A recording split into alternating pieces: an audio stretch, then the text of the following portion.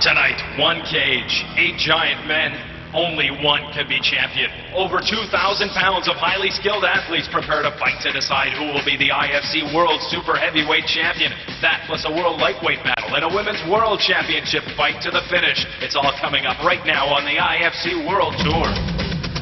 From around the globe, the greatest warriors in the world collide man to man in the great cities of the world to decide who is the world's real fighting champion. Get ready. It all starts right here, right now, on the International Fighting Championships World Tour. Good evening, ladies and gentlemen, and welcome to the Table Mountain Casino at the foothills of California's Sierra Mountains. I'm Mark Shaloub, and on this night we're going to see 8 giants of the cage. 8 men who will be going for the new Super Heavyweight Championship of the IFC. Along for tonight's broadcast, as usual, the host of No Holds Barred on IATA.com, Mr. Eddie Goldman, a highly respected martial arts journalist. Eddie, what a night awaits us. You're going to see 8 of the biggest guys in mixed martial arts get here in a tournament. The winner not only gets $10,000, but gets the new title, the World Super Heavyweight Championship. And don't expect these fights to all go the distance or go to the judges, because when the big boys get in there and rumble, I'll tell you there's going to be a lot of action. Thanks, Eddie. Also along tonight, our new broadcast partner here at the IFC, Helen Miller. She's a martial artist and journalist. Helen, we've got the ladies who are going to be mixing it up for a world title as well. That's right, Mark. We have the current IFC middleweight women's champion, Lisa Bjornstad, meeting Sofia Cardoza for the IFC women's middleweight champion. Both women are very tough competitors. Lisa comes to us from fighting all over the world, brings all of her skills and talents and experiences to the cage tonight, along with Sofia, who's got a jiu-jitsu and boxing background. Both are very tough competitors. This is going to be one tough tactical battle. And don't forget that both women will be fighting under the rules of the men. Thanks, Helen. Looks like a great night of action ahead. The crowd's restless. And let's get to our first fight.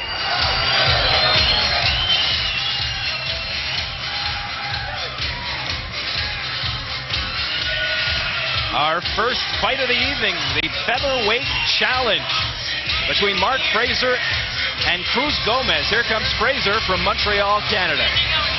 Mark Fraser is primarily a Taekwondo stand-up fighter. He's the former North American lightweight champion. These are now in the featherweight division with the new weight classes that the California State Athletic Commission has put into place. But he wants to get a title shot back, and that's what he's fighting for. Well, he's coming off 2 consecutive losses. He's going to try and approach this one in a bit more of a loose and relaxed fashion. Introducing first, he is a Taekwondo fighter. He stands in at 5 feet 7 inches tall, 145 pounds. He comes to us all the way from Montreal, Canada. Welcome, Mark Fraser.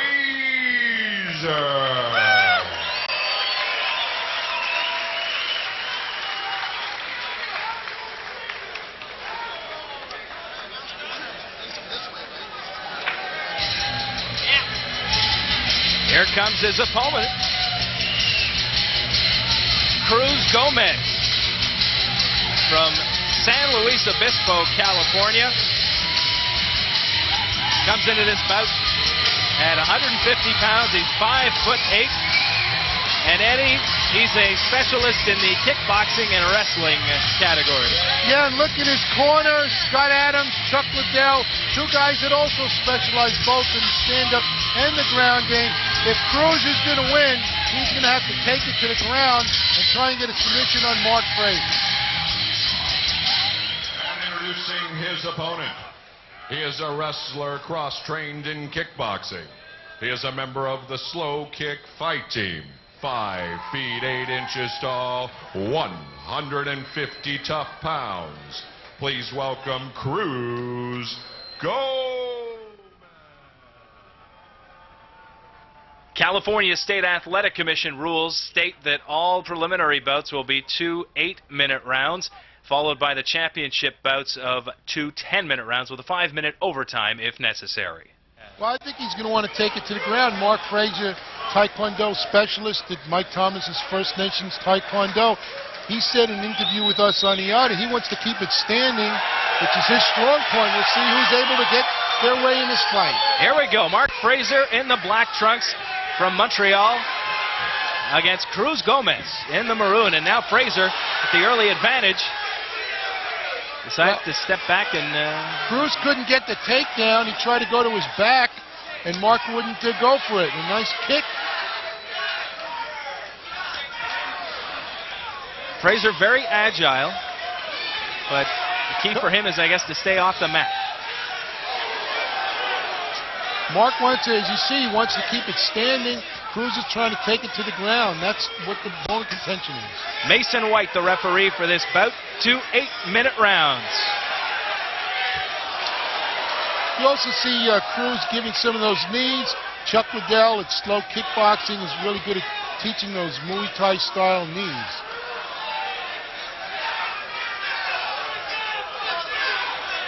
Referee pulling Mark's hand off the fence. You are not allowed under IFC rules to grab the fence for any reason whatsoever. 1:05 into this bout at the Table Mountain Casino, a beautiful setting just outside Fresno, California. This event's been sold out as of earlier today. Jam-packed, 2,500 in attendance. The electricity certainly can be felt throughout the air here. And Cruz Gomez trying to work over Mark Fraser, but no one with a real advantage here at this point. Well, you have to do something other than clinching up against the fence. Cruz is trying to do a trip. Comes back with a knee, another punch by Mark Fraser.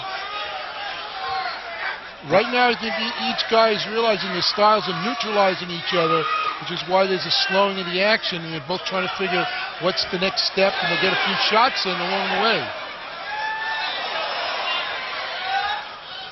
And those gloves that they're using are the same for all fighters throughout the evening. Good right there by Mark Fraser. 10-ounce gloves, grappling gloves. You see the open fingers, so they can wrestle and grapple, and they can also punch with it.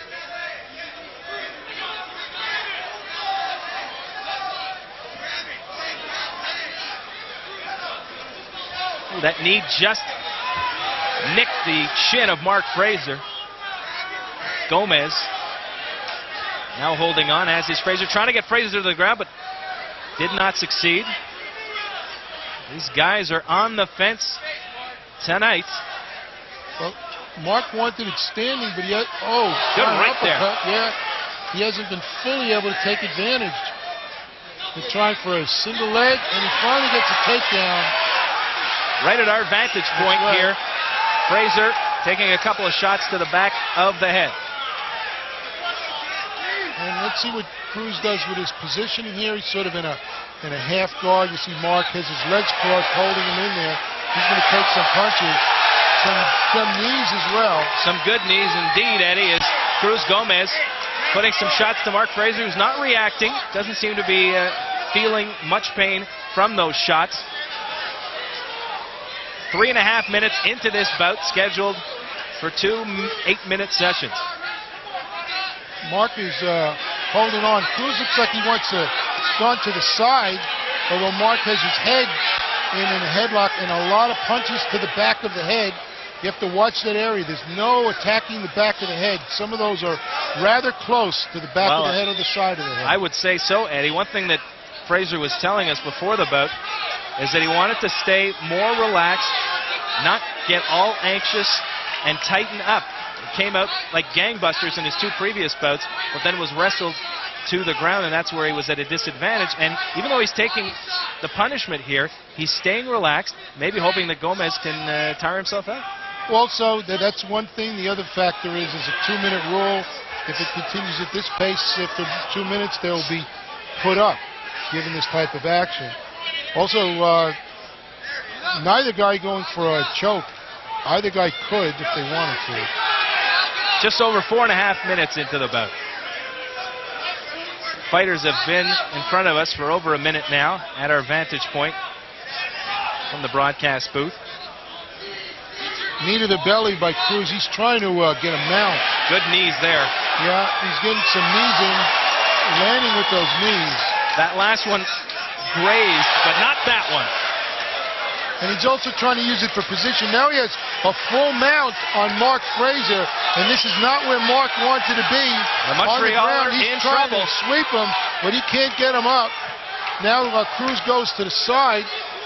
We'll see what he's going to do. Right now, Mark still has the head trapped of Cruz Gomez, trying to get the head out. And now he's full side control. But what will he do from here?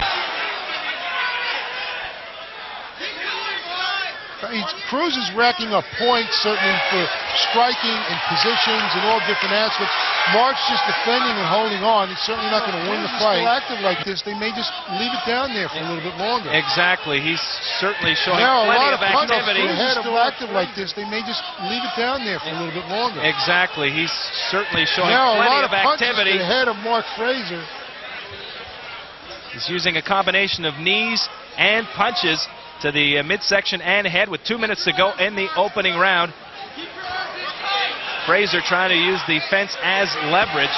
Now he's going for an arm lock, but he got his back. Here's Mark Fraser's back. We'll see if he gets in the choke. He's trying to get the hooks in.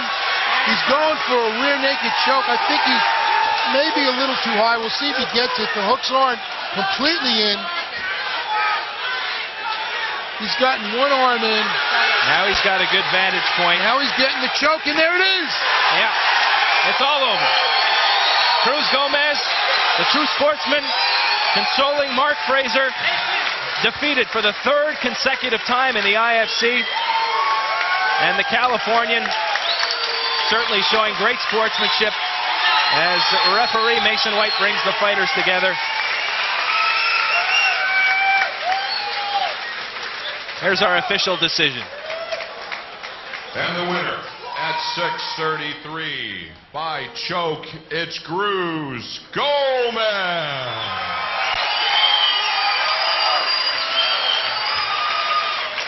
Gomez a happy camper, and Fraser.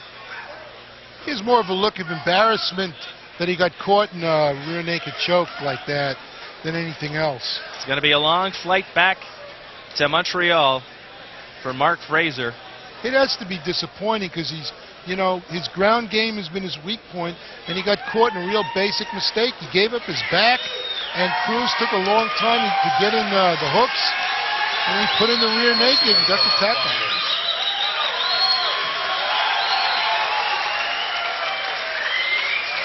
Here's how it ended, Eddie. The carotid artery choke. See him trying to get his hands in very methodically, and Mark trying to wiggle out, but he can't. Now he's got it sunken tight. Mark taps. That's it. Just like that. An honorable thing to do, but Cruz Gomez is the winner, and Mark Fraser taps out. At 6:33 of the opening round. This first eliminator fight in the super heavyweight tournament involves Phil Henderson and Rocky Battistini. Here comes Henderson, the Tulsan out of the Lion's Den, who specializes in boxing and wrestling. Yeah, he can do it on the ground. He can do it standing up. A lot of the guys have come out. You see Mikey Burnett, who trains with him, is in his corner. Jerry Boland will be there. These Lions Den guys, they can do it all. Look for some submission work as well as some good stand-up punches. Henderson's all business. One of the few fighters who had his game face on and didn't want to speak to us before the bouts. Introducing first, a wrestler cross-trained in boxing. He's a member of the prestigious Lions Den fight team. 6 feet 4 inches tall, 235 pounds. He comes to us from Tulsa, Oklahoma. Welcome, Phil Henderson.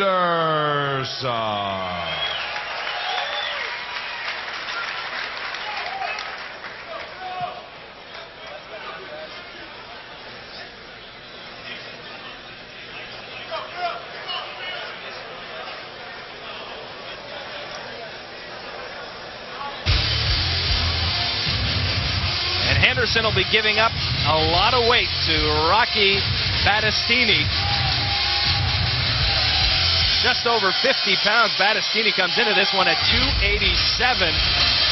And he's a specialist in jiu-jitsu, Muay Thai. Well, you know, Henderson at 235 is actually one of the lightest guys in the super heavyweight tournament. Rocky Battistini has fought in a lot of different places all over. He's a big guy, but without big weight slow him down, or will it add to his power? And introducing his opponent. He is a wrestler cross-trained in karate. 6 feet 2 inches tall, 287 pounds. He comes to us from Reno, Nevada. Welcome, Rocky Bastiani. I'll take my word for it. It's Battistini, and he does have the wrestling and karate background, but as he told us prior to the bout, jiu-jitsu is his game. He cross-trains. Does a lot of good everybody things. does today. Everybody exactly. studies everything. You have to be proficient in the fight game today. This is his second IFC bout. He's 6-2 as a pro in full contact. And here we go. 2 8-minute rounds. And down goes Henderson. Well, he weighs back up. And now he's down. Hit with a big kick and a punch. That's got to be over. That's got to be over. This is over. Say goodnight. This one's done in 10.19 seconds. The weight advantage for Battistini, too much for Henderson, as were the kicks and punches. He looks like he's out cold. Oh, yeah, you know, the takedown and the slam didn't do as much damage, but those kicks and punches, really, they could have stopped that a few seconds earlier. When you look at it on the replay, I think the ref was a little slower. I think the kick got him, but the crowd loves it. They're chanting Rocky. Henderson is conscious now. He looked like he was out cold, but now he seems to have a little bit of movement going. He is bloodied, but he's breathing on his own. There are 6 ways to win a bout in the IFC: via knockout, submission, a judge's decision, if the referee stops the bout, if the doctor stops the fight, or if the corner throws in the towel. As that one was close to being an IFC record, but was not. The IFC record is 6.6 seconds. This one 10.19. It might have been if they had stopped it a little. I thought they should have stopped it before he went down and threw those punches. You noticed that Rocky hesitated a little bit. Absolutely. This is one where it could have been stopped, and here's how it ended. Right, the slam, the kick got him, and that's the big left kick got him. Right there, it should have been stopped. You see, he's laying prone on the mat. I would have stopped it or stepped in right after that big kick. He may have broken his nose on that one. Rocky Battistini, the winner at 10.19 seconds. And this is an 8-man tournament. The big guy advances now to the semifinals, and he only fought 10 seconds, so he should have plenty of wind left for his next fight. Yeah, I'd say he'll be fresh, Eddie. Still plenty of great action coming out. Here's the official decision. And the winner, and advancing to the second round, is Rocky Bastiani. Battistini, trust me, I spoke to Rock. And who said the crowd doesn't like short fights? Listen to that cheering for a 10-second fight. Hey, that's enough action for many a fight. What you saw there, ladies and gentlemen.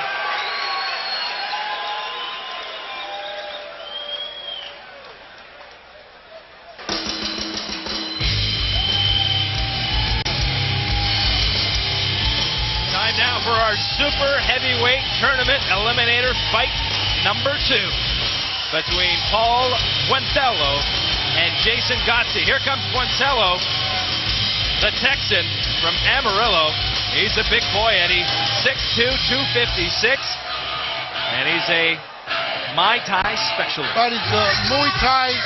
He's been a USWF tournament champion winner with a big knockout victory over Larry Parker, but his game is primarily stand-up. He's a big, strong guy, and we'll see how he does in this fight. And introducing first in our super heavyweight tournament eliminator fight number 2. He is a Muay Thai fighter, a member of the Hybrid Martial Arts Academy. He stands in at 6 feet 2 inches tall, 256 pounds. He comes to us from Amarillo, Texas. Welcome, Paul Bunatello. Well, this is Buentello's first IFC bout. As a pro, he's 19-3 in shoot fights, where you're allowed to have open hand combat. Doesn't think the weight will be a factor in this one, even though he's 10 pounds heavier than his opponent, Jason Gotze from Indianapolis, Indiana, 6'2", 246. Jason Gotze has fought all over the world. He has a victory over the former King of Panthers, Yuki Kondo, and Takahashi.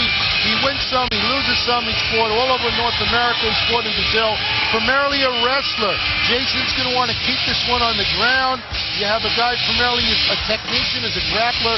You see the legendary Phyllis Lee, the first lady in No Holds Barred, behind him. Who will win, the guy that's primarily a grappler or a striker in this fight? He likes to fight from any position. Likes to punch, likes to kick, loves to do it all.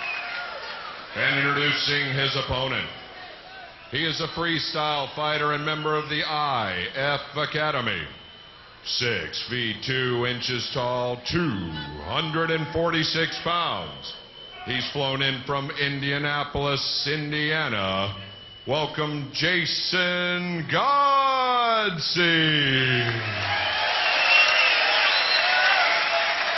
Jason's a high school teacher, by the way, during the week. And he's quite an intelligent and accomplished guy.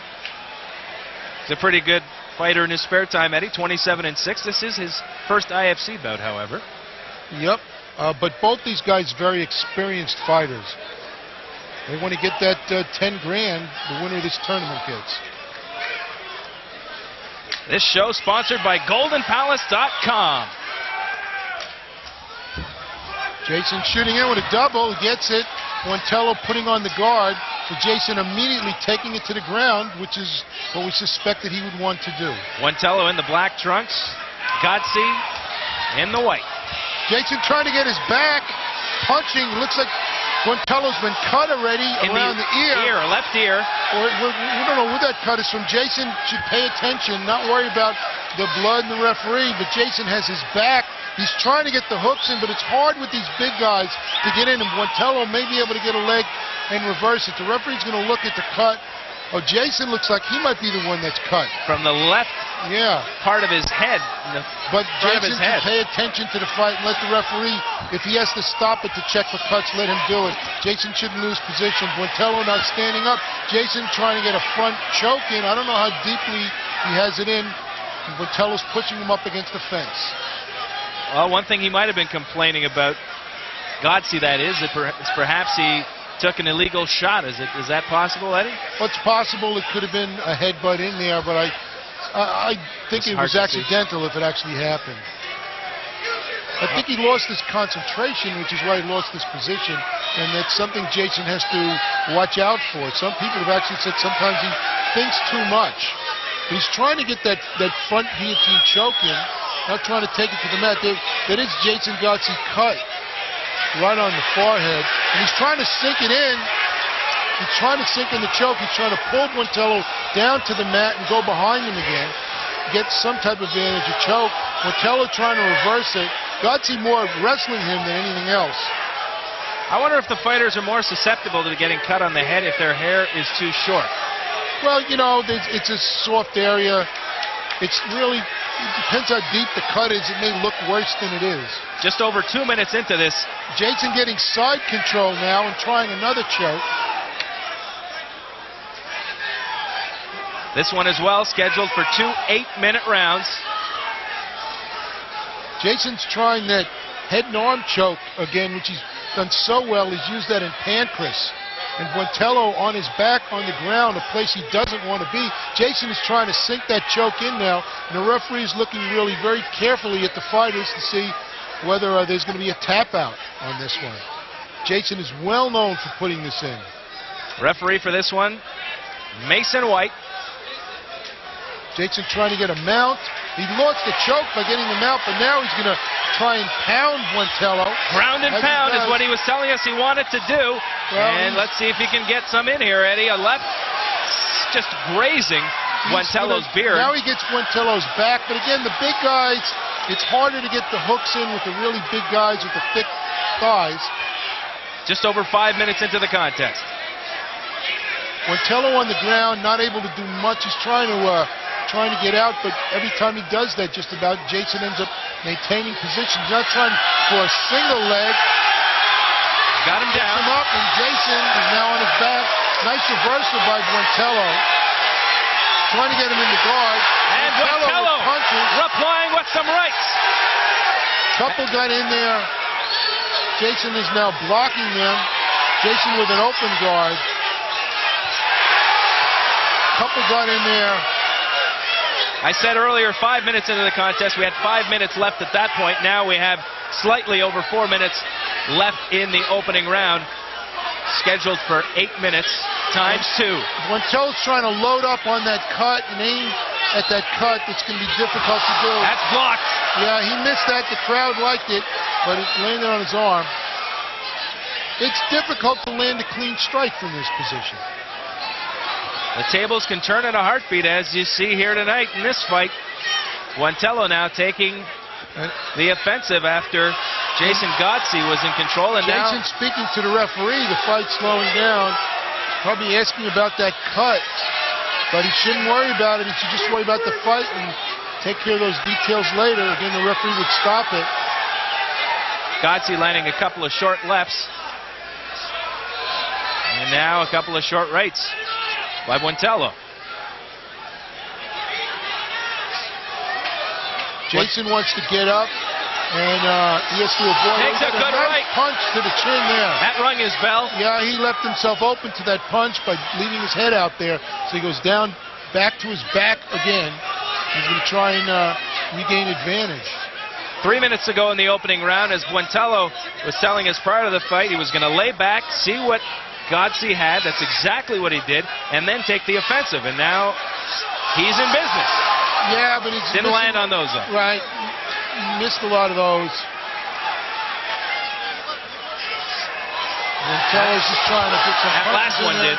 That got in, and Jason is trying now to clinch, tie him up. 2 minutes on the mat. The referee can then ask him to get up, but there has been enough activity that I wouldn't think that'll happen in the foreseeable future here.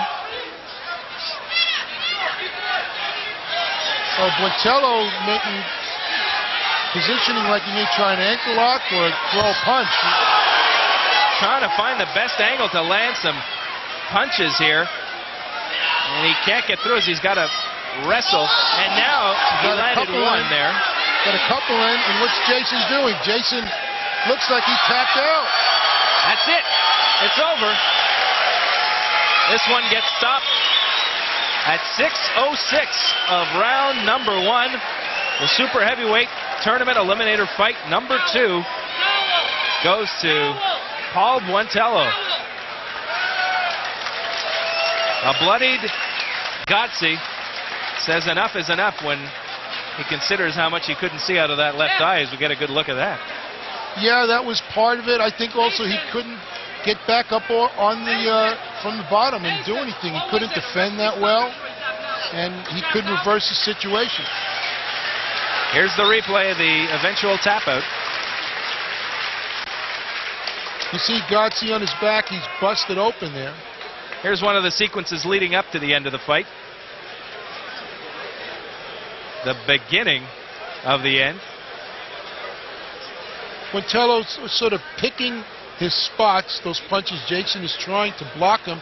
He's blocked a few of them, but there he just covers himself up. Here's the official decision. And the winner, and advancing to the second round, Paul Buentello.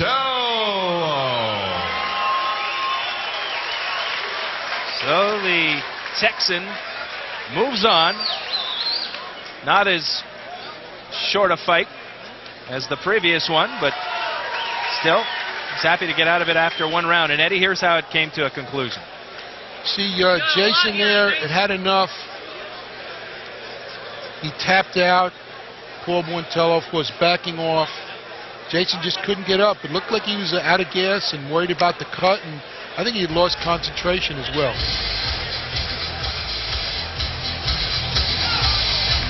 Now time for our third eliminator fight in the super heavyweight tournament between Jason Jones and Gan McGee. Here comes Jones from Thousand Oaks, California. A former pro football player. More on that, Eddie. Let's talk about him as a martial artist, a jiu-jitsu specialist. Yeah, he's going to like to go to the ground.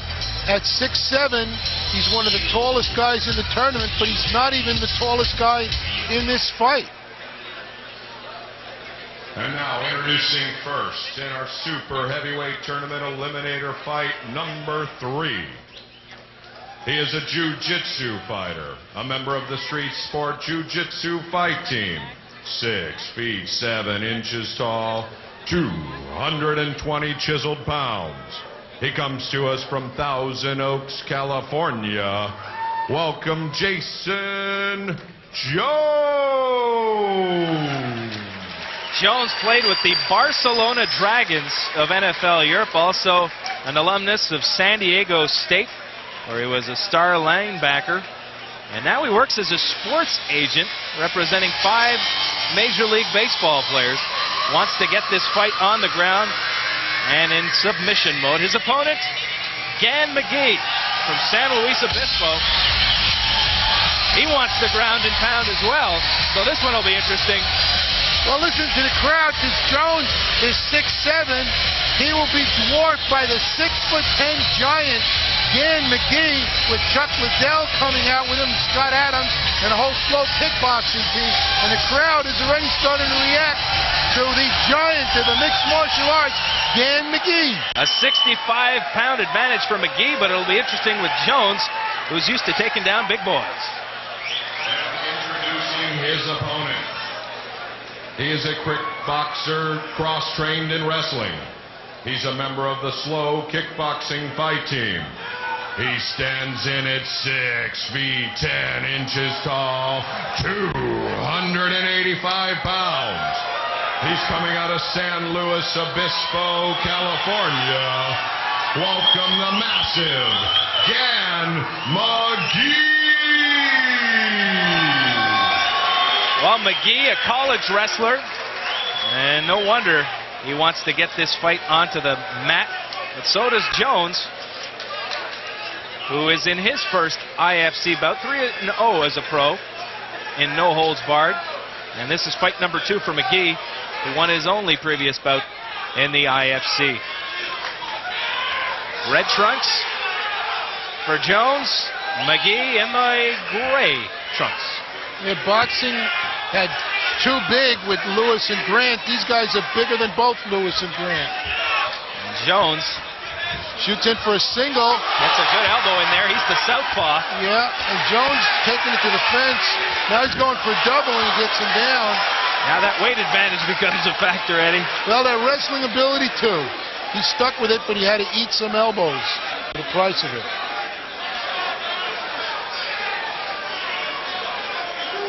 Jones, keep in mind, broke his back while playing for the Dragons in NFL Europe. So anytime you get taken down to the mat like that, it's got to hurt, but even more so when you're coming off a broken back. Big Gan is passing the guard, trying to go to the side of Jason Jones. Notice Gan wearing the wrestling shoes, Jason Jones fighting barefoot.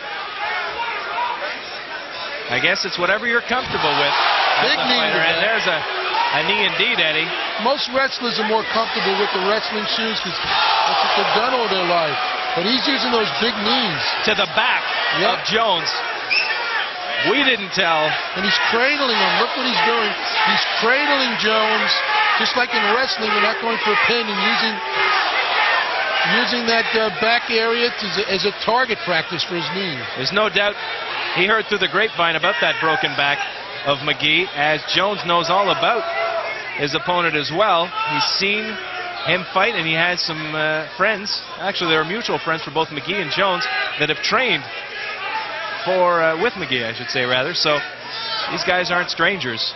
And referee Andy Anderson overseeing the proceedings, which are 2 minutes into round 1, also scheduled for 2 8-minute rounds in this bout. If you want to find out more about these great fighters and others from the IFC, log on at www.fighting.com.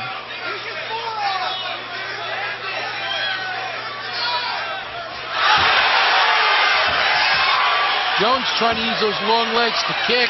And he wants to stay down there. He had an opportunity to get up, but he said he wanted this to be decided on the mat, and I'm not so sure that McGee doesn't agree with him, except the outcome would be different in his eyes. McGee's back in the guard, and you got to think that Jones is thinking, like many jiu-jitsu guys do, let's see what this wrestler does. Maybe we can catch him in an armbar or a triangle or something.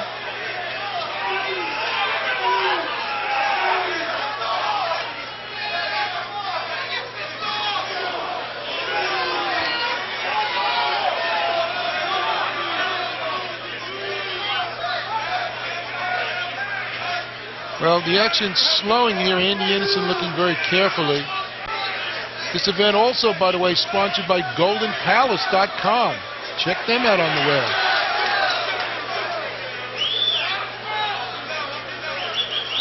Three and a half minutes into this bout.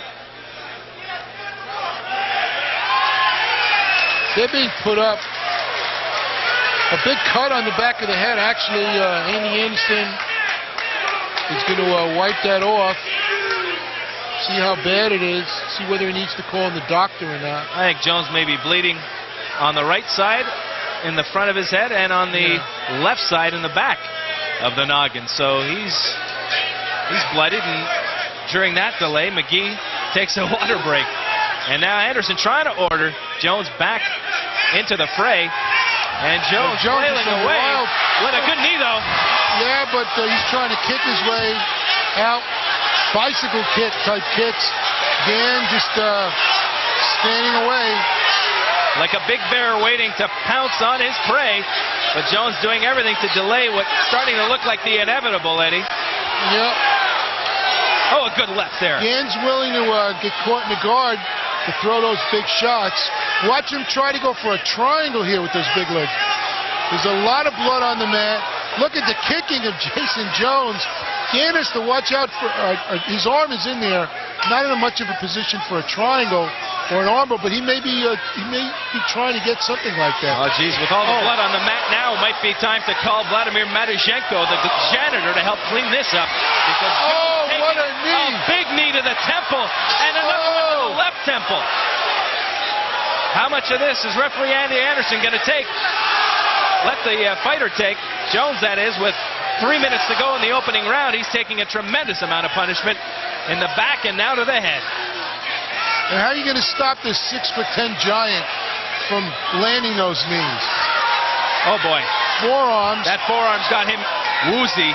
And that Andy Anderson calling a halt. They're going to check on the cut again.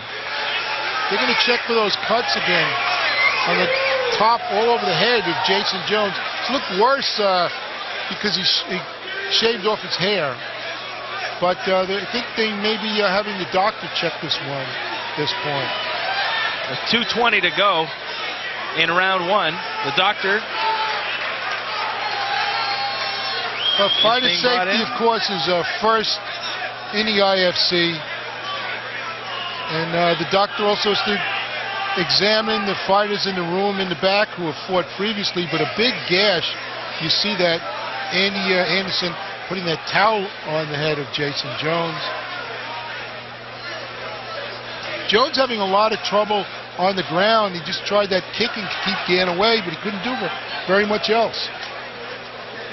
Hey, Andy, you want somebody to get in there to wipe some of that stuff? Here comes the knee to the head, which did a tremendous amount of damage. And there it is. Probably this one more so. That was to the side of the ribs. We'll get an overhead shot probably here. Those blows are more with the lower front part of the thigh.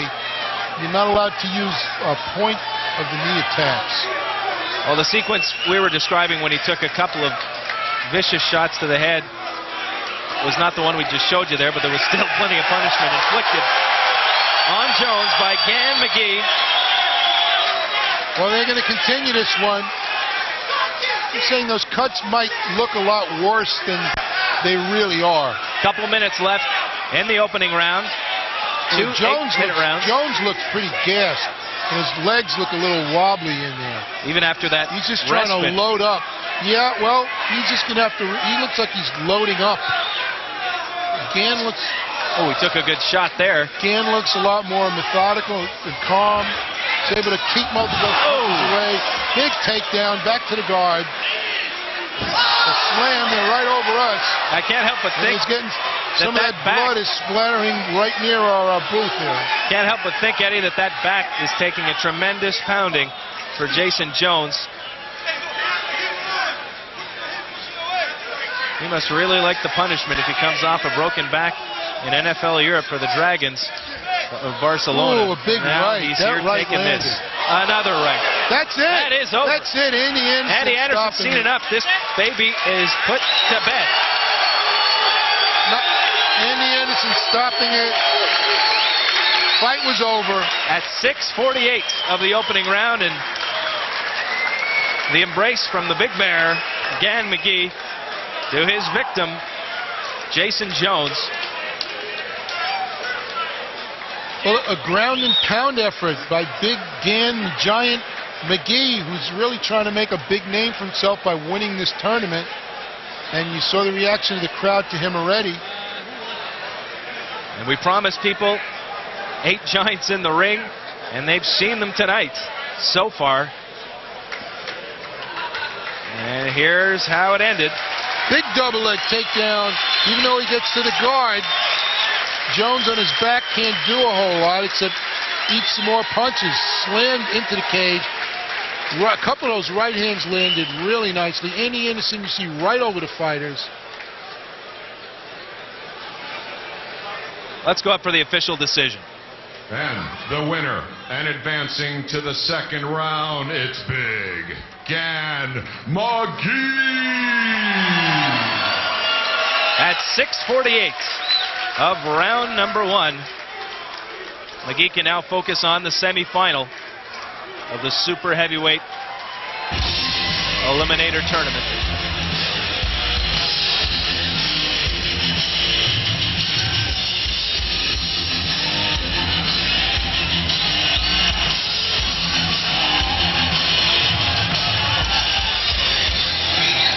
This super heavyweight tournament fight is between Tim Lasik and Joe Campanella. Here comes Lasik from Redwood City, California. He's well put together. This is his 4th IFC bout. He's 11-2-1 as a pro. And introducing our first fighter in the super heavyweight tournament eliminator fight number 4. He is a wrestler cross-trained in boxing, a member of the Gladiators Training Academy. 6 feet 1 inches tall, 230 pounds. He comes to us from Redwood City, California. Welcome, Tim Lasik. He also appeared in the Warriors Challenge number 2.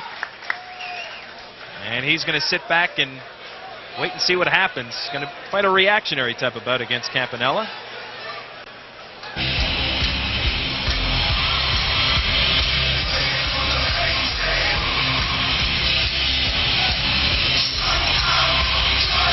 And here comes Joe Campanella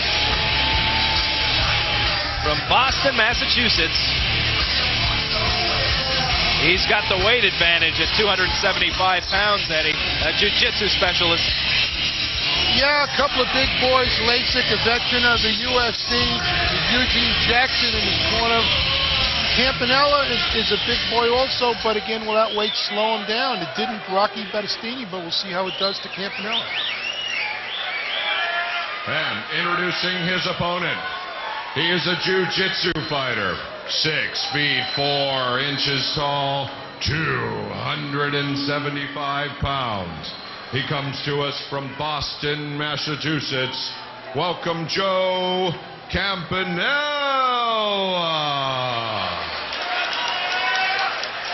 Well, we saw a tremendous weight advantage in our last bout of 65 pounds, and now in this one, just under 50. Campanella, all business as well. Didn't want to talk to us before this fight. Thrown to the mat. Going for that single leg. Tim has been an All-American wrestler. He's not going to give it up, and he's punching, and that's it. Referee Anderson getting in there in a heartbeat. This one's over before you can say Biff Pokeroba. My word, that one's down in 18 seconds. Tim Lasik looking as sharp as I've seen him against the big man. Big victory for Tim Lasik. He needed that. He's had a couple losses on his record. On the referee stopping of the fight, advancing to the second Here's the round, replay. Campanella missed the left, the right, another right. Campanella in trouble, tries to shoot in, eats more punches, and he's thrown to the mat. Lasik with more punches. Campanella is dazed, tries to go for a single, can't get that, and Tim just punches him. Hammer fist down. Campanella, he looks like he's had it right there. Andy Anderson waiting to stop, and that's it. Andy Anderson stopping the fight. Lasik makes short work of his opponent, Campanella, and the 4 preliminary tournament fights are over.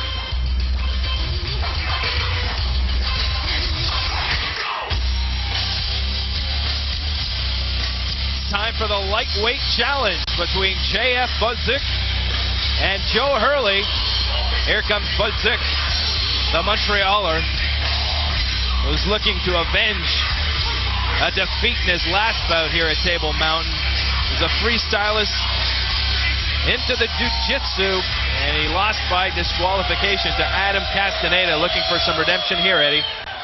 Yeah, a lot of people felt that disqualification came too fast. And introducing first in our lightweight match challenge, he's a jiu-jitsu freestyle fighter, 5 feet 8 inches tall, 162 pounds. He comes to us all the way from Montreal, Canada. Welcome, J.F. Baldu.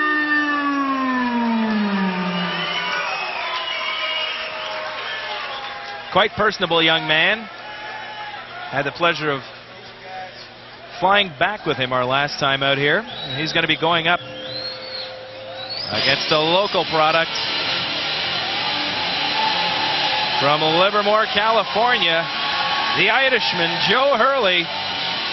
He's one mean dude, Eddie, from the Lion's Den, and he's pretty confident. Says he's got 3 years in this game and is willing to take on all comers. In fact, waiting to kill everybody, he says. Yeah, he won his last fight here in only 6.6 seconds. You didn't see a lot of them. A one-punch knockout, and J.F. Baldu is going to have to grapple him and keep away from that big right hand. 3-0 with the IFC, 7-0 as a pro. And he knows where Buldik's weaknesses are, says Hurley. And introducing his opponent, a submission fighter cross-trained in boxing. He's a member of the Lion's Den Napa fight team. 5 feet 8 inches tall, 165 pounds. He's fighting out of Livermore, California. Welcome back, Joe Hurley.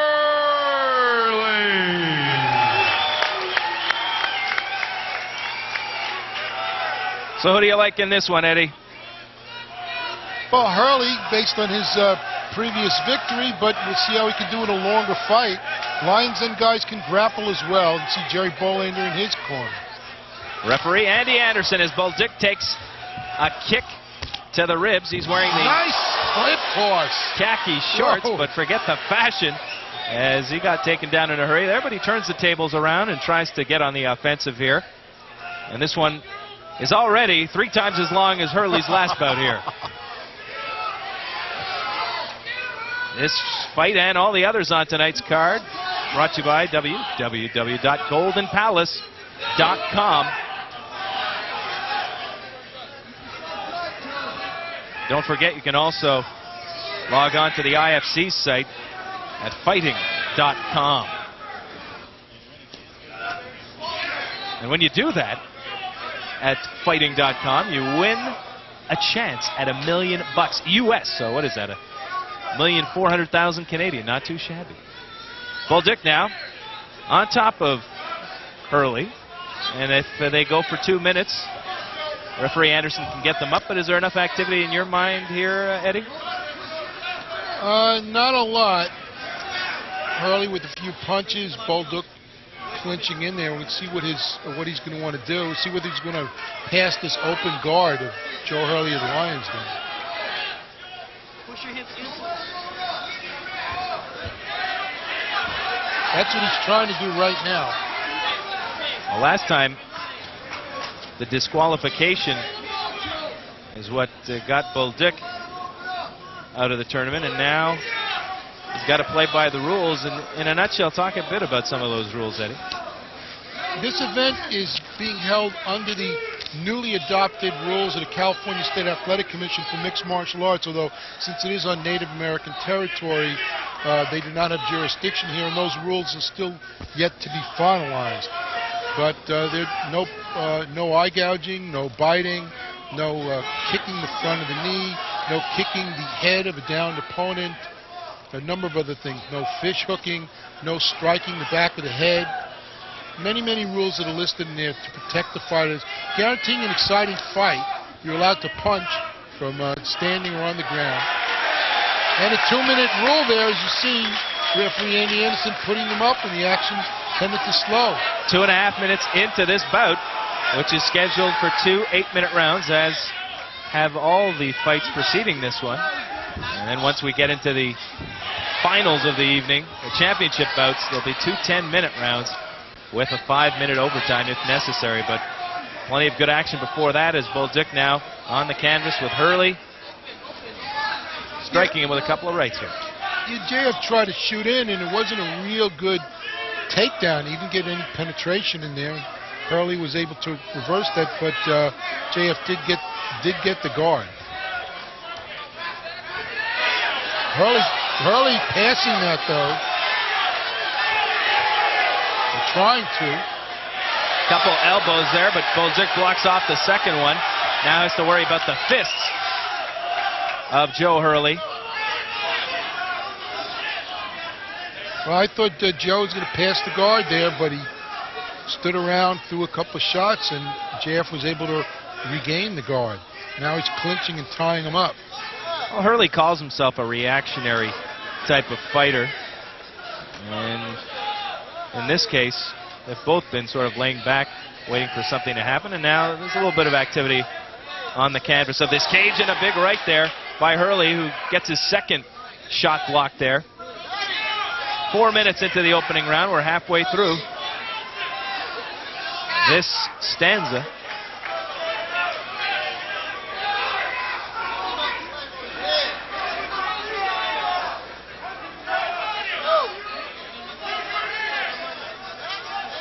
Now, what can Hurley do to get himself in an even better offensive position, and then what can J.F. Bolduc do, Eddie, to get himself out of this mess?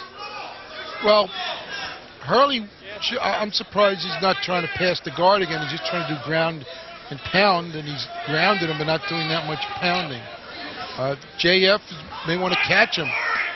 May want to catch him with a triangle, an armbar, or just get out of there and get it back up. But they may be stood up at this pace, if this keeps up. There's some action, but not a lot of action. Well, we're approaching the 5-minute mark of the opening round, and they should be due for a call-up here any second, considering 2.5 minutes into the contest, they were brought up by referee Anderson. Yeah, Joe's got him up against the fence. He's trying to land some punches. Doing some damage there.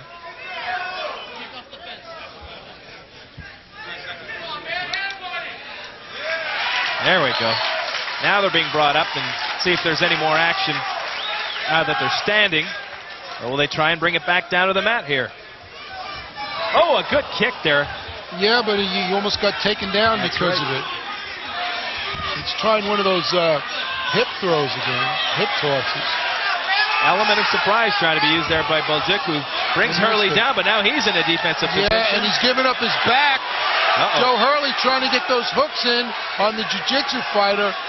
JF knows he's in big trouble. He doesn't have it in. Oh boy, he was too high. 2 minutes to go in the opening round. And he bites a bullet, does Bullduk, who does not want to lose a second consecutive bout here. Yeah, and Joe Hurley was too high. He lost the position. And good move with JF Bullduk taking advantage of that. Push him, yeah. Open guard. We'll see whether JF's can try and pass it. Oh. He got swept. Look at that, Joe Hurley flipping him over. Now he's sort of in a half guard. Good elbow there to the side of the ribs. And I would even say prior to this fight that Hurley was very confident, if not overconfident, of defeating Bullduk. And Bullduk, all business, and he's in this fight, but now Mr. Hurley's got the advantage.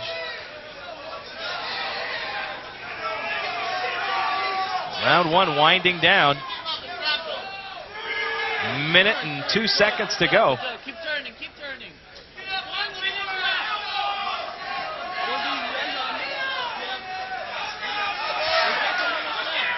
Another elbow. Would you say these fighters will have plenty left for round two based on the fact they've been on the ground so much, Eddie? The fight isn't over. JF looks tired. You saw him there getting up very slowly. His knee. He's holding his knee. This is it. This looks like this may be over. Andy Anderson helping him up. Nope, they're going to continue. It's kind of unusual, the referee to help you up, but Andy's a good guy. And it looks like JF's takedowns are very sloppy, and he gets mounted at this point, and he gives up his back. I think this one's history just about. Joe Hurley trying to get in that choke. He doesn't have the hooks in. That's it. 15 seconds or so left in the round, and a tap out with 13 seconds to go. In round one, Bullduk still trying to catch his breath there as he loses his second consecutive fight here at Table Mountain. Well, a USA chant goes up from the crowd as the Californian Joe Hurley beats the Quebecer JF Bullduk. A North American battle here, and here's your official decision. And the winner at 7:47 in the match, the ever tough Joe Hurley. Let's have a hand for JF Bullduk. Here's how it ended, Eddie. Well, JF's in the bad position. I think his mind was taken out of the fight, worrying about his knee.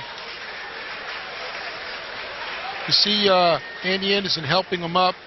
Sore knee for Bullduk, and after that, he really didn't do very much.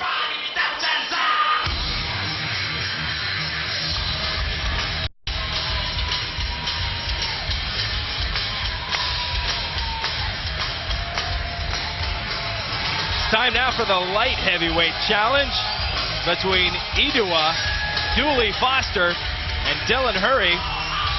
Here comes Foster, who prefers Dooley as his first name. Yeah, and Dooley's lost a lot of weight. He looks in a lot better shape than he's been before. Now fighting in the 195 and under division. And we'll see whether that helps him or not. Well, 5'7", 192 pounds. He's strong on the ground, and his attack is all-encompassing. 5-1 in the IFC. Now, introducing first in our light heavyweight challenge match. He's a submission fighter, cross-trained in boxing. He's a member of the prestigious Warriors Lodge fight team. 5 feet 7 inches tall, 192 pounds. He comes to us from Mariposa, California. Welcome, Adiwa Dooley Foster.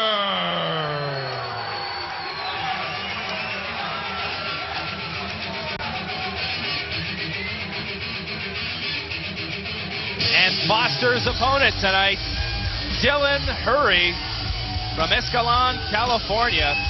He's a freestylist, 1-1 coming to this bout. And he is about the same weight, 190 pounds, but a 4-inch advantage in height, Eddie. Yeah, a different build for this fighter. He's taller, leaner.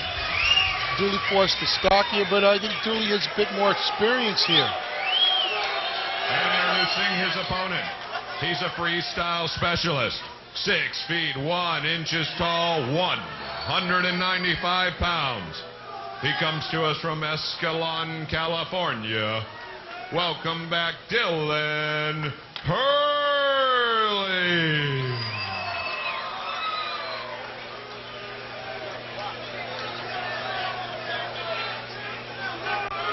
So Foster and Hurley. Referee Andy Anderson, a veteran of many a bout in the IFC. Round 1, scheduled for 2, 8 minutes. Oh, good right. And he's trying to pound with the elbows and fists now. And he lands on top of the mount of Dooley Foster, but Dooley's able to get out. Looks like very unorthodox, wild style. Looks like Hurley's in a hurry to end this one.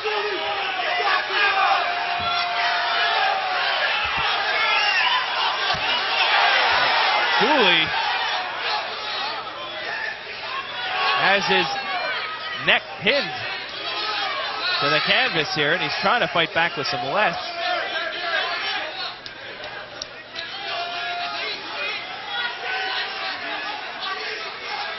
Now a good right partially connects. And they're all effective from close range. They may not look like they're always doing a tremendous amount of damage, but there's a cumulative effect, as you've said many a time, Eddie. Oh, and Dooley turns the tables. Yeah, and he's got the head now. We'll see what he's able to do with this. I don't think he has that choke and knee to the head. Oh, that hurts. Here they come right by our vantage point. Hurley trying to get on top again.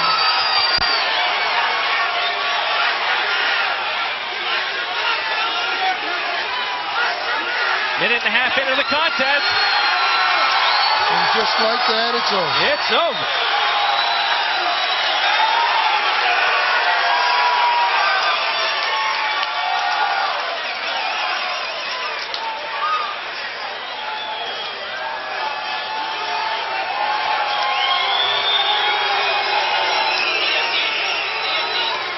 One minute and 35 seconds into it.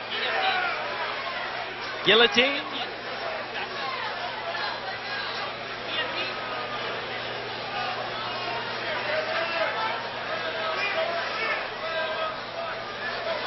Dooley here on the slow-mo, turning the tables.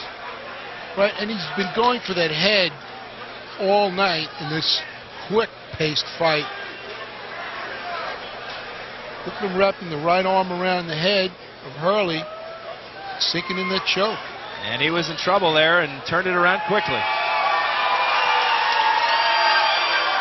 That, of course, led to the choke.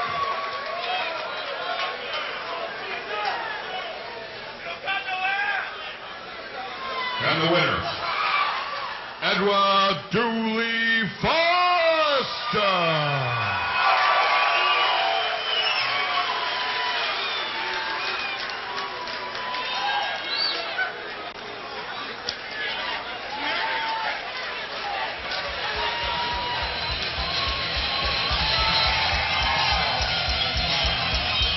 Time now for our super heavyweight tournament semifinal fight. Number 1, between Paul Buentello and Rocky Battistini. Buentello winning at 6:06 of the opening round in his fight to get here, defeating Jason Godsey.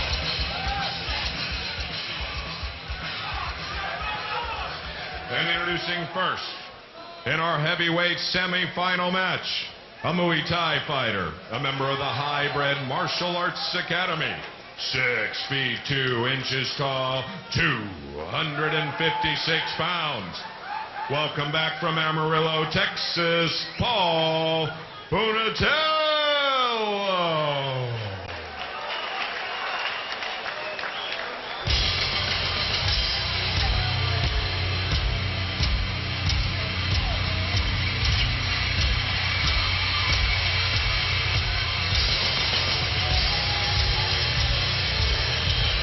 And here comes Rocky Battistini, winning his fight in short order against Phil Henderson in 10.19 seconds. Yeah, the fans remember that quick demolition of Phil Henderson in the first round, and they want to see some more quick action. I don't think whoever wins this, I don't think this is going to be over in 10 seconds. And introducing his opponent, a wrestler cross-trained in karate, 6 feet 2 inches tall, 287 pounds of knockout power. He comes to us from Reno, Nevada. He is Rocky Battistini.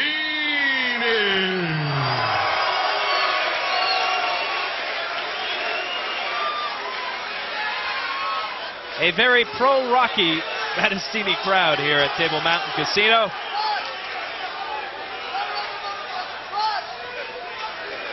This fight and all the action tonight brought to you by GoldenPalace.com. And also check out the IFC site at www.fighting.com. Win a chance at $1 million US. Buentello with some nice shots. Battistini trying to shoot in. Buentello going down to the guard. Interesting that Rocky's fighting with his shirt on. You don't see too many guys doing that these days. Paul's going for an armbar. Oh, the strength of Henderson. But he didn't get out of the armbar. He still has the armbar, and he's locking that on tight. Two strong men here going toe-to-toe. Now he's got the triangle, that figure 4 around the head. Well, Mr. Buentello's been studying some jiu-jitsu, we see.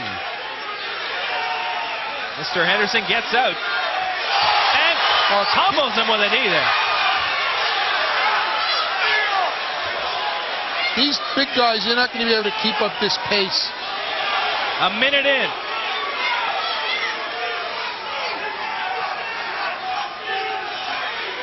Henderson with the blue shirt, Buentello in the black trunks with the red stripe. He's getting his back standing up from behind. He's not going to be able to sink any hooks in with those big meaty legs.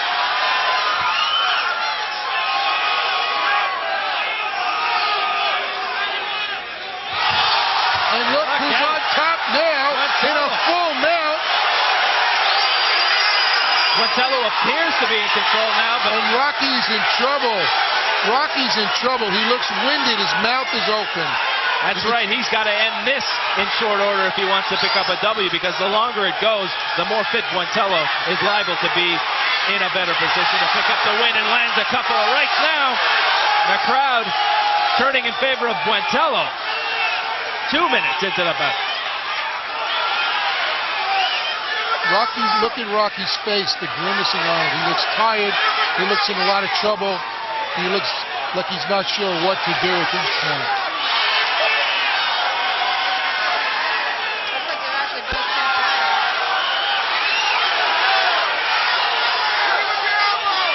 Oh, a big right.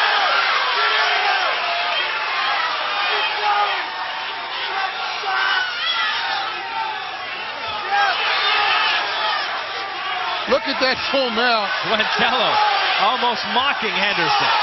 Trying to nail him with a forearm, exactly. And now Buentello looking for an opening. And he gets one in the left forearm now, trying to cut off that windpipe. And Henderson is almost helpless here. 3 minutes into the fight. And Paul Buentello has maintained this full mount on Rocky Battistini for about a minute or so. No attempt by Rocky to get out. Paul may be thinking about putting on an armbar here by his positioning. That previous left landed, but the right hit the shoulder blade of Battistini, who now takes a shot to the head, in the back and the front. Mason White, the referee, getting as good a look as he possibly can to see how Battistini's doing down there. And he's not doing too well as he takes another shot to the back of the head. And there goes the mouthpiece. Now he's going to try. Now the man is just, Rocky's just covering up at this point. And he's lying on there. He's not doing very much. Paul wants to get it over. There it is. He taps out. It's all over.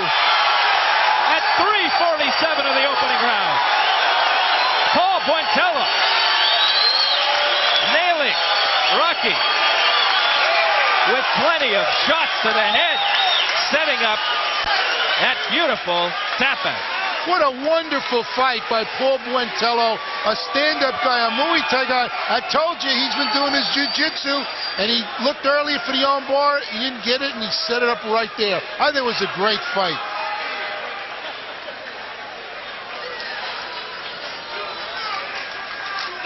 Great fight indeed. And we'll take a look at how this one ended. And the winner,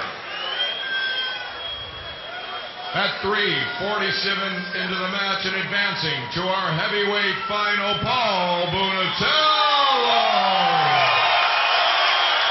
Look at that armbar.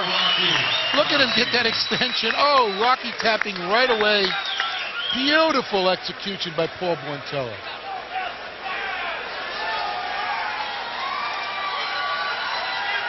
Well, he's off to the finals in this super heavyweight tournament. He'll take on the winner of the bout between Tim Lasik and Gan McGee. That's coming right up.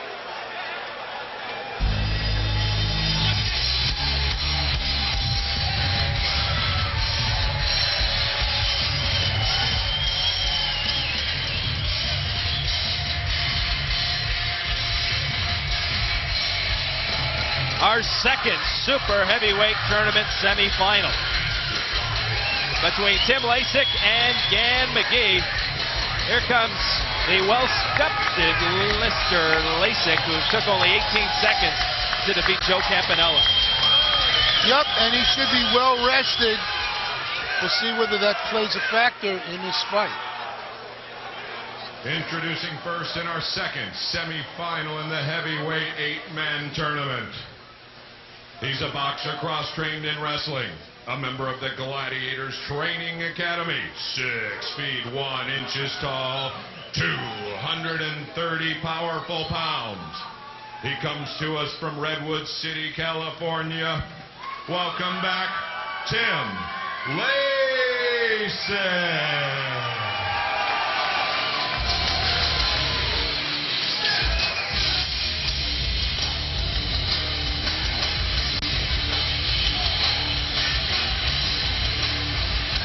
Here comes his opponent, Gan McGee, who was a winner at 6:48 of his bout against Jason Jones. Referee Anderson stopping that fight.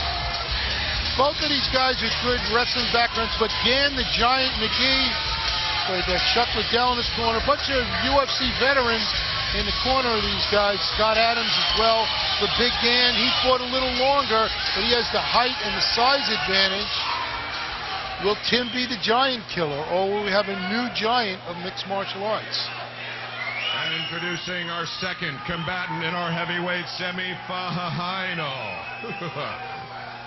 A kickboxer cross-trained in wrestling. He's a member of the Slow Kickboxing Fight Team. A massive 6 feet 10 inches tall, 285 pounds. He comes to us from San Luis Obispo, California. Welcome back, Gan McGee.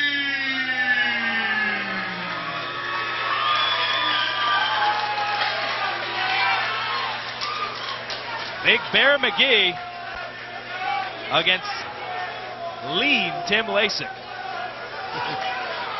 I think weights may favor the Bear, but don't underestimate Lasik. Circle to the right. Well, Tim may want to keep this one standing. Both these guys know it's going to be hard to get a takedown in here.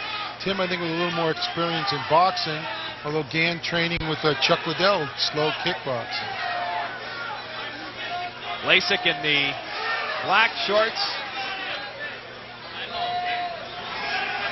And his opponent, the Big Bear, in the gray trunks. And McGee. Both feeling each other out here. It seems Lasik is establishing more of the tempo by boxing, keeping it on the feet. And every fight here, more and more becomes at stake. As whoever wins this one will move on to the $10,000 grand finale for the super heavyweight championship of the IFC. Both not connecting as of yet, Eddie. Well, Tim got a couple shots in there. Gann looks a little more tentative on his feet in this game, not moving as much.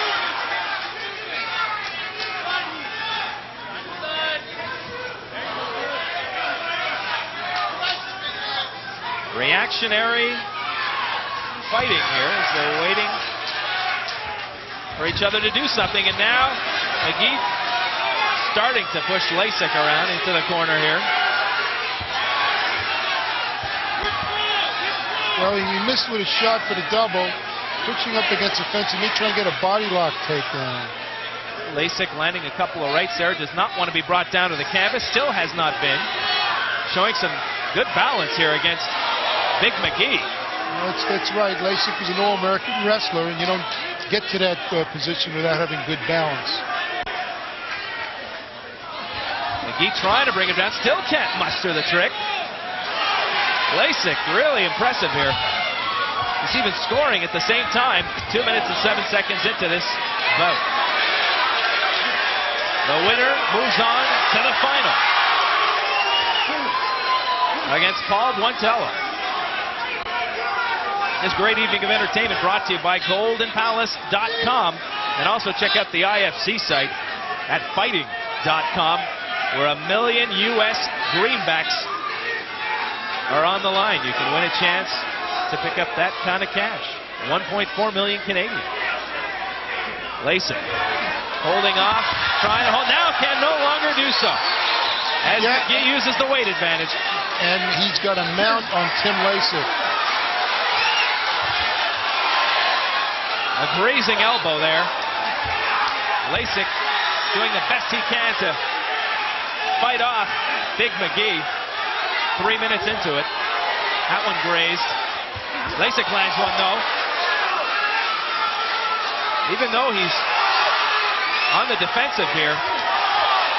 Oh, he took a big one right there. Big elbow. Well, it's more the forearm. You know, a lot of guys using forearms too. That's right, because you can't use the point of the elbow. That is illegal here in the IFC. That one grazed, but McGee no doubt in control. And eventually he's going to really take a toll on Lasik here, who's in trouble, trying to slip out of this mount. And talk about a tough assignment. Yeah, but what is he, 280-something pounds, Yeah. 6'10". Oh, he's a good college wrestler himself. Jan McGee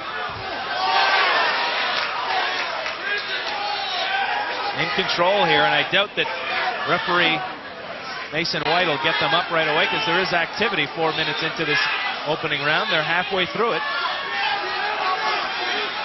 Scheduled for 2 rounds. Elbow to the back. Elbow to the back of the head now. A grazing forearm.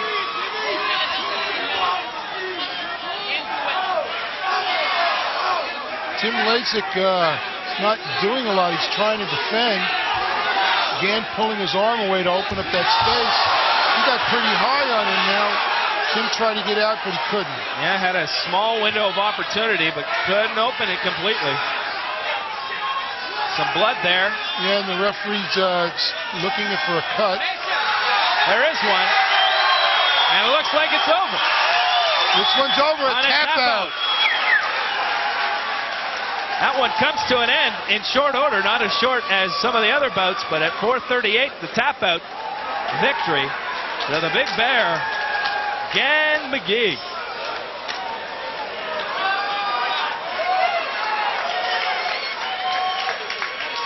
Here's the slow motion replay, Eddie. An elbow, or rather a forearm.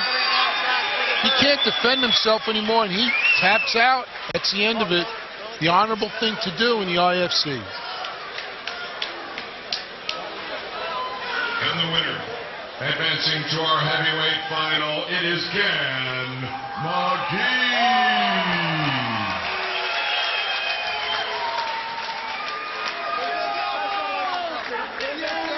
4:38 into it. McGee moves on to the final against Paul Buentello, the super heavyweight final for $10,000. And here's another look at how the fight came to an end, Eddie. Yeah, McGee in control, gets a takedown. Lasik can't do anything, goes down to the mat, and this is the beginning of the end. Look him go to that full mount, and methodically, Big Gan, the Giant McGee, pounded away with punches, with forearms, and Tim Lasik having to tap out eventually. That was the turning point there as it ended soon after. And McGee moves on to the $10,000 final against Paul Buentello.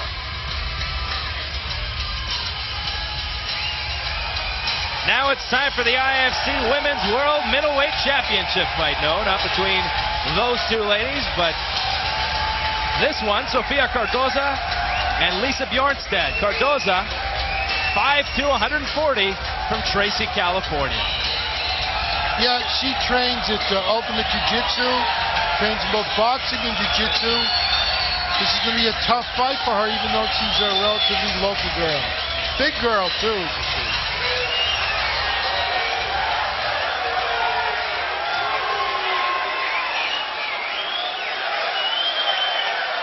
So she's raring to go. She's got plenty of supporters in the crowd, but one would imagine Lisa Bjornstad will as well.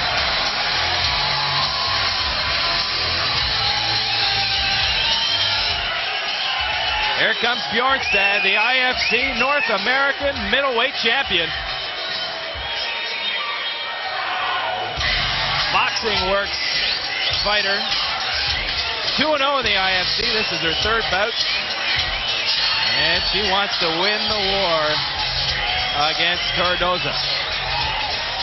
Yeah, she looks in a lot better shape. She's a lot more confident, more experienced. She definitely has to be the favorite in this fight, but anything can happen in a fight. This is the IFC Women's World Middleweight Championship fight. Introducing first, the challenger. She's a specialist in jiu-jitsu and boxing. She's a member of the Ultimate Jiu-Jitsu fight team. She stands in at 5 feet 10 inches tall, 5 feet 2 inches tall, 140 pounds. She comes to us from Tracy, California. Welcome, Sofia Cardoza.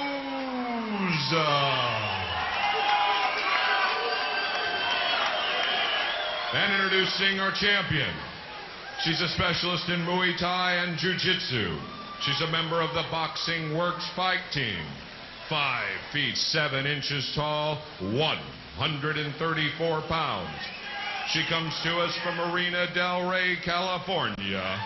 Welcome the IFC North American middleweight champion, Lisa Bjornstad.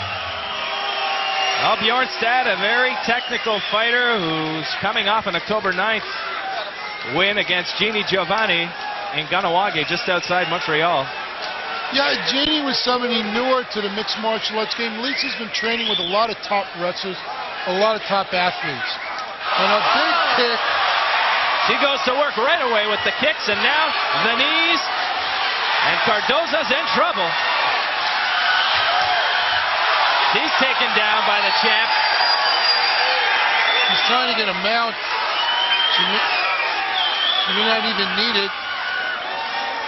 There she goes. There she got it. Bjornstad pummeling her opponent. Goes.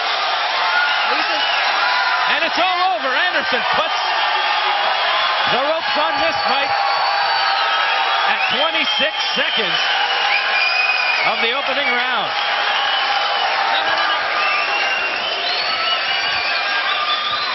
Quick and effective, Eddie. Oh, yeah, she got the job done. I'm not really surprised. Lisa Bjornstad like a machine out there. Punching, kicking, kneeing, takedown, mountain pound. Very well done. Let's see how it ended.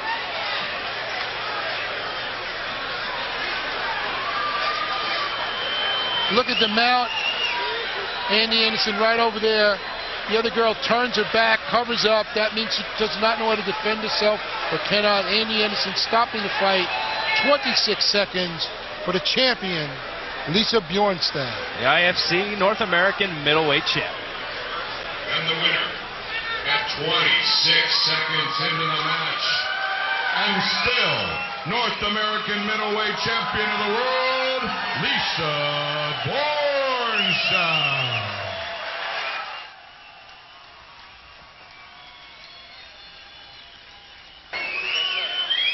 There's the IFC North American middleweight champ, Lisa Bjornstad, accepting the belt from Commissioner Paul Smith and Michael Thomas of the IFC. It's not sweat you see on Bjornstad, it's Vaseline, and she's now with our own Helen Miller. I'm here with Lisa Bjornstad, our champion. Lisa, how do you feel? I feel good. Thank you. Pretty quick fight? Yeah, it was. Do you expect it to go the distance? I never really know what to expect when I come here. So here's a question for you. How do you feel? Do you feel you get the respect in what is still perceived to be a male-only sport? I think that that's growing, and I think people like me are changing the sport. Women who are seriously trained and are dedicated to what they do are going to change this more. So what's next on the agenda for you? More training. Yeah. Any fights coming up? Possibly June 14th. Great. Thank you very much, and congratulations, Lisa. Back to you, Mark. Thanks, Helen. Now time for our IFC World Lightweight Championship bout between Chad Saunders, the Extreme Cage Combat Lightweight Champ, and IFC North American Lightweight Champion, Charles Taylor Marchant. Here comes Saunders. Well, Saunders is a newcomer to the IFC. He's fought a lot down in Florida in a number of different events in World Extreme Fighting and, of course, Extreme Cage Combat. Seemed very, very confident when we spoke to him. But now he's going to have to get in the cage against a very experienced fighter.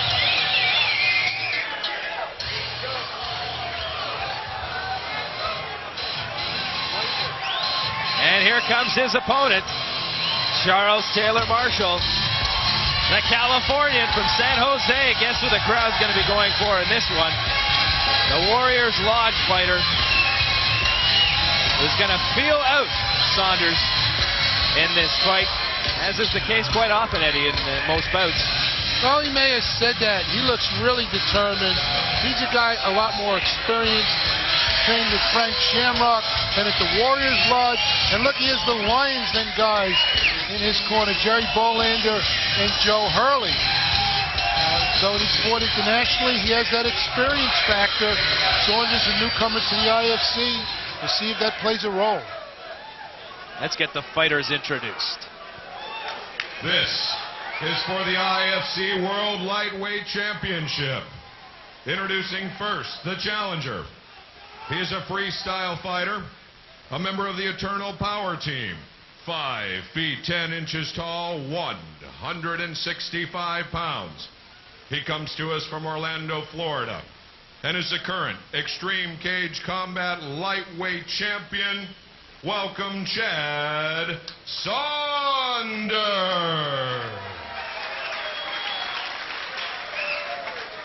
And introducing the champion. He's a submission fighter, cross-trained in wrestling. He's a member of the prestigious Lions Den fight team. 5 feet 9 inches tall, 162 pounds. He comes to us from San Jose, California. He is the current IFC North American lightweight champion. He is Charles Taylor Marshall. These fighters certainly evenly matched in terms of their height and weight, Eddie. You know, Paul Smith of the IFC told the fighters, don't let it go to the judges, settle it yourself. So far, every fight tonight has been settled by a knockout or a referee stoppage or a tap out. We'll see if that happens in this fight against these two guys. The IFC World Lightweight Championship bout. Right, the world title on the stake here between these two fighters. This evening all brought to you by GoldenPalace.com and the IFC's internet site as well. Don't forget to check that out at fighting.com, where you can win $1 million US. It's about 1.4 Canadian. And don't say you're going to forget that address, www.fighting.com. That's right. Charles Taylor Marshall, who is somewhat of a Mike Tyson lookalike. You've been with us in the past on our broadcast here. Got a bit of a Tyson look in his face to him.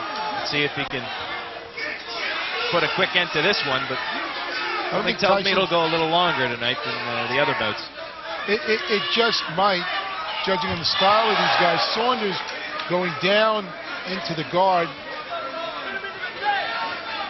I don't think Tyson's ever been a blonde, has he? No, he hasn't, but I wouldn't put it past him for future bouts, Eddie. He needs something. Maybe he'll talk to Rodman. Now Marshall on top of his man Saunders.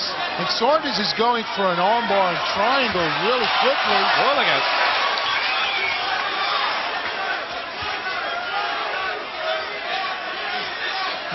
Saunders trying to slip out of there.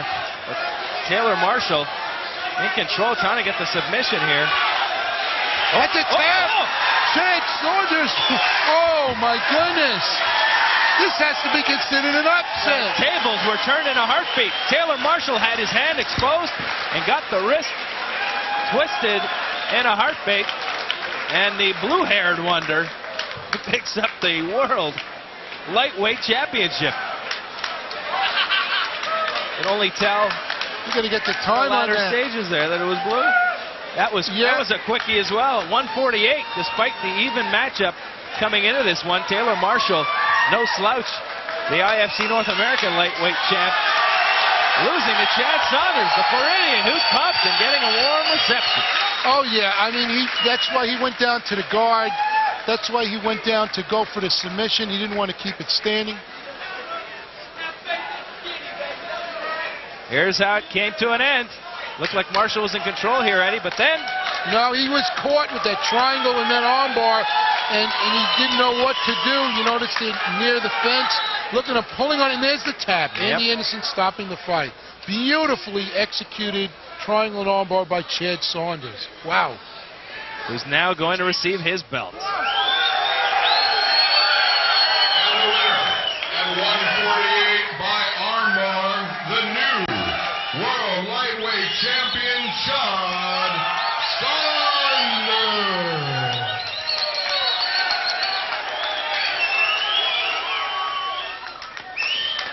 Saunders one happy camper.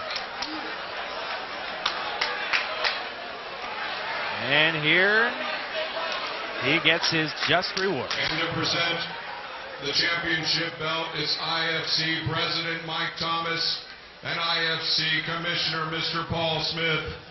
Congratulations, Chad.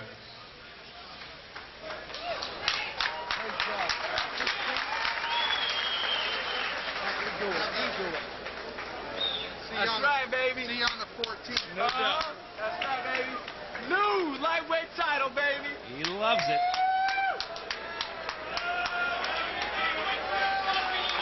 Not too many feelings top that one. Not too many feelings can top that one when you're the world champion, Eddie.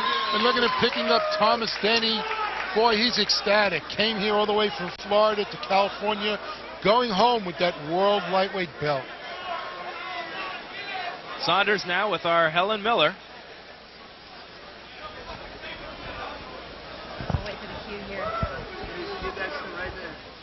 That's where it's at. I'm here with Chad Saunders, our champion. Chad, how do you feel? Oh, I feel great. It's the best night of my life.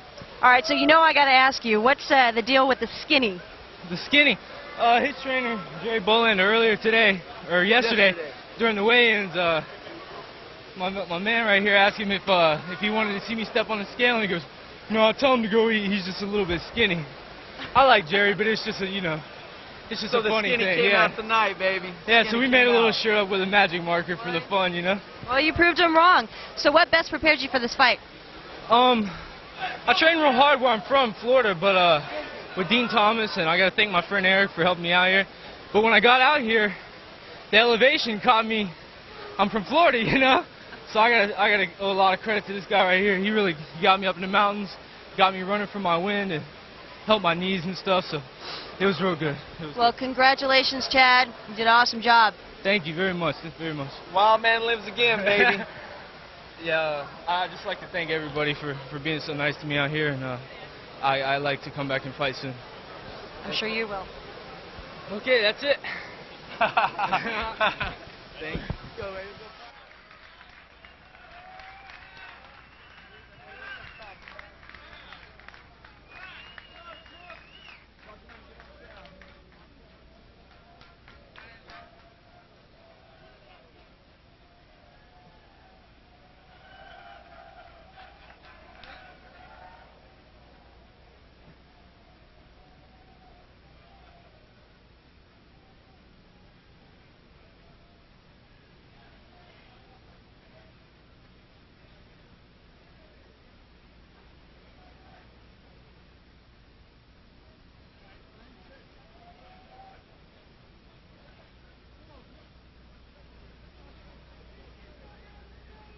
Before we get to our heavyweight final, we'd like to take a quick minute to make a very special presentation to Grand Chief Joe Norton, who's really helped out the IFC since its inception.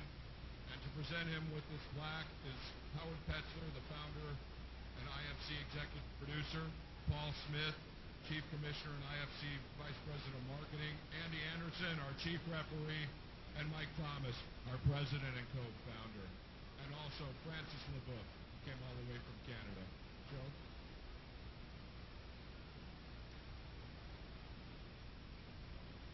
Joe, on behalf of the IFC, we'd like to present you with this plaque of appreciation. This plaque is presented to Joe Victoria Norton from the IFC for all your support in helping us to legalize our sport. We couldn't have done it without you.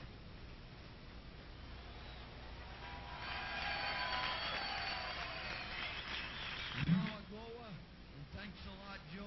You're an inspiration to us all and fighting the fight for rights. Thank you very much. Well, Eddie, Joe Tokiro Norton, certainly a man who did a lot for the IFC in terms of negotiations with the province of Quebec's Régie to get this sport legalized, and he has been honored in recognition of that fact. And rightfully so. I don't know if many people outside of the Mohawk Nation or Quebec are familiar with Joe Norton among fight fans, but he, when we write the history of this thing, one of the key guys who's really worked to rally political forces and social forces to legalize this sport, which is a wonderful sport. And I'm really glad that finally he's getting the recognition that he's worked so hard for to deserve. Kahnawake is Grand Chief Joe Norton.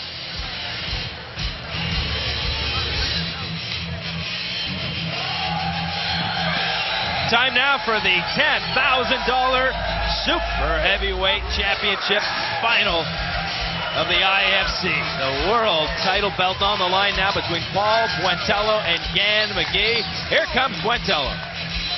Buentello's going to have a tough road to hoe. Gan the Giant McGee looking kind of unstoppable, but Buentello showing that he's added to his Muay Thai and stand-up game jiu-jitsu, winning an armbar in the semifinals.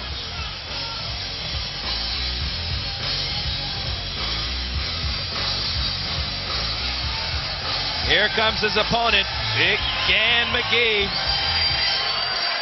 He's a mountain of a man, and he's appropriately fighting at the Table Mountain Casino. McGee winning his semifinal in 4:38 in tap out. against Tim Lacey. Yeah, and we'll see what Buentello can do against McGee. He's a good wrestler. Whether McGee's going to go to take him down, but Buentello shows he can fight from the ground as well. And he may try to get another armbar, another submission on McGee. Ought to be a doozy. This is our super heavyweight final. Introducing first, a Muay Thai fighter, a member of the Hybrid Martial Arts Academy. 6 feet 2 inches tall, 256 pounds. Welcome back from Amarillo, Texas. He is Paul Buentello.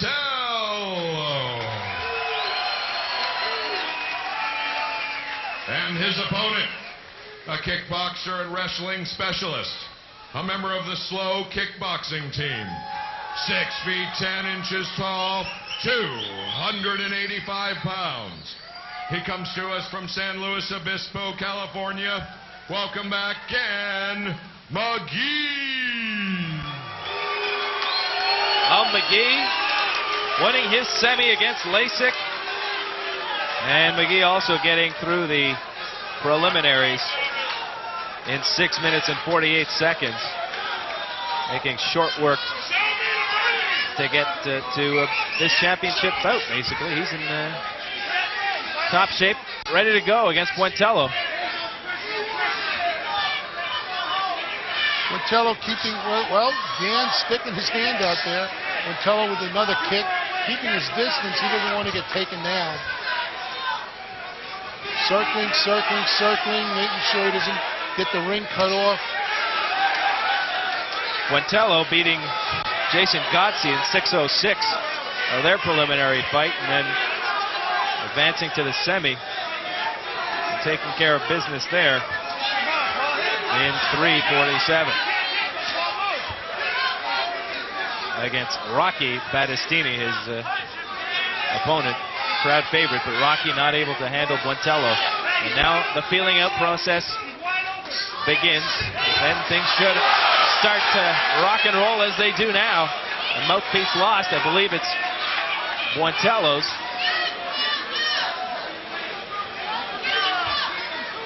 McGee trying to get Buentello to the canvas, and he succeeds. Look out, here comes the big mount, I suppose, Eddie. Well, we'll see whether he can get the mount. You know, Buentello went right for the guard. He's got that half guard in. But here is the mount, you're right. 30-pound advantage.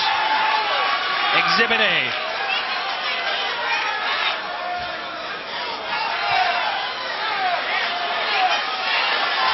Buentello, the tough Texan, in tough against San Luis Obispo's Gan McGee, who smells $10,000.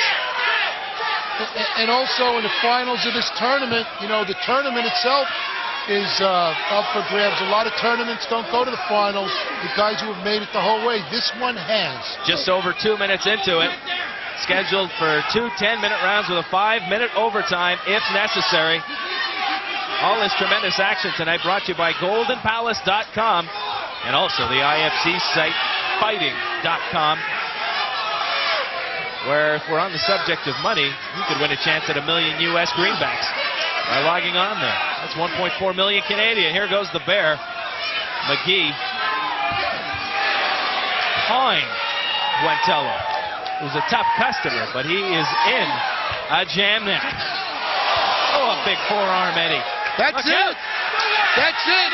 He was knocked out. Oh, he was knocked out with that big forearm. Oh boy, he's glassy-eyed in a big way. And he was busted open too. But he's on his feet, no worse for wear. Perhaps the ego hurt more than anything. And this fight comes to an end at 2 minutes and 44 seconds of the opening round. Here's the replay. The mount by Gan McGee, setting him up, trying to open up for some shots.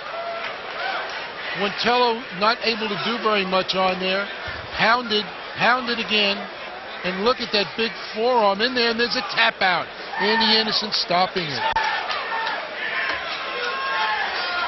$$10,000 richer is Big Gan McGee. Let's go up for the official decision.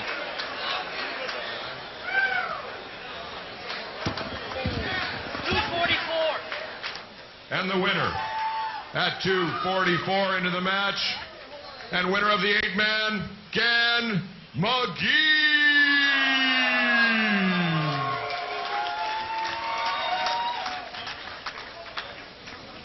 Let's have a big hand for Paul Bonatello. He fought a great tournament.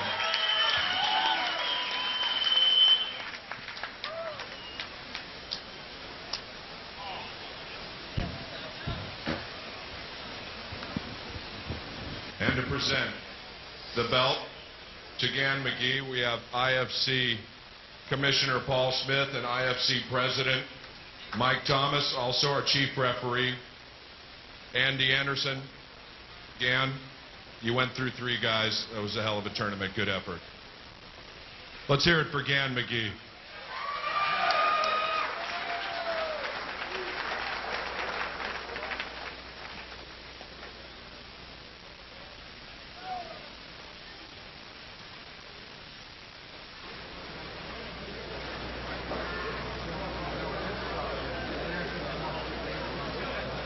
Guess you could call him the $10,000 man now.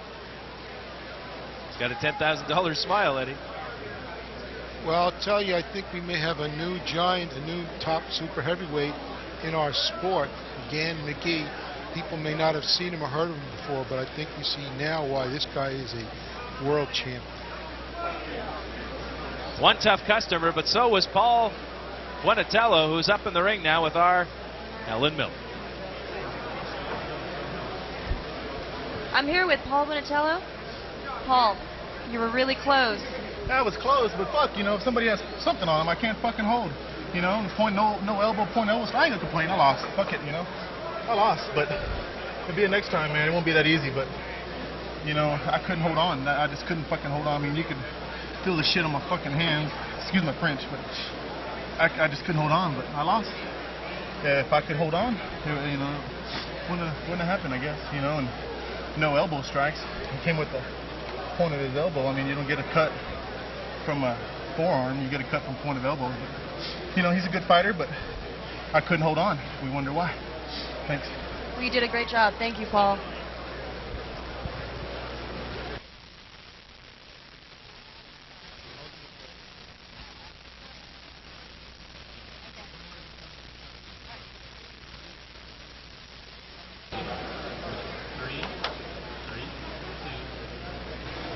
I'm here with our tournament champ, Gan McGee. Gan, congratulations. Thank you very much. So what was the hardest part of this competition, this tournament for you? The hardest part is mainly, I think, mental preparation. Not getting too stressed out when you go out there to fight a guy, especially with a big name like Lasik. You know, I had to keep calm, ready to go, just do my game plan, and it worked out fine. Did the competition meet your expectations? Yeah, the competition was great. Everyone fought great, a lot of heart. I really enjoyed it. So now that you won that grand prize, what do you have in store for that money? Buy a lot of fun toys. DVD player, you know, some good stuff like that. Well, you did a great job, and congratulations, Gan. All right, thank you. Back to you, Mark. So, Eddie, the $10,000 prize goes to Gan McGee, the new super heavyweight champion of the IFC, the world champion. And boy, did he put on a show tonight, getting through some highly respected opponents like Lasik. He really did. The 6'10" guy showed that he could do it all. He looked really not in trouble at any time during the night. The tournament stood up. No alternates were needed. 12 fights took place tonight. None of them went to the judges. They all, as IFC Commissioner Paul Smith said, were decided by the fighters themselves. And a lot of technique, a lot of action. You saw punching, you saw kicking, kneeing, you saw takedowns, submissions. This, once again, was a cornucopia of technique in the mixed martial arts, which is really like the Olympics of all the combat sports, and we saw it all here tonight. Exactly, Eddie, and for Mr. Eddie Goldman and Helen Miller, I'm Mark Shalhoub, bidding you a pleasant good evening from the Table Mountain Casino, where you've been watching the IFC Super Heavyweight Tournament, brought to you by GoldenPalace.com and the IFC's website at www.fighting.com, where you can log on and get a chance at $1 million US greenbacks. That's 1.4 million Canadian dollars. Good night, everybody.